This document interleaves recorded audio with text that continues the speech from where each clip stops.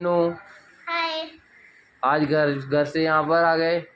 हाँ, खेलने के लिए। ये क्या लेकर आए हो आप? बहुत बड़ा टैच। ये किट है? हाँ, ये मेरे पापा ने दी। अच्छा अच्छा, इसमें कितने सारे किट हैं? बहुत सारे। चलो इसको खोलते हैं। चलो। इसको खोलो। अरे यार इतना अच्छा है, कितना सारा है। और क्या है इसमें? और ये भी है। ओ वाह, ओ अन्नू वाह, बहुत अच्छा है ये तो। ये हाँ। कितने सारे कलर्स है इसमें। और उसमें ट्यूब कलर्स भी है। हाँ सही, वाह। स्केचेस भी है इसके तो। फिर आज इसके साथ खेलोगे? हाँ। आज पेंटिंग करोगे? हाँ।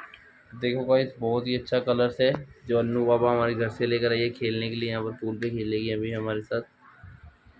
और ये बाय। पेंसिल्स है, फ्री में।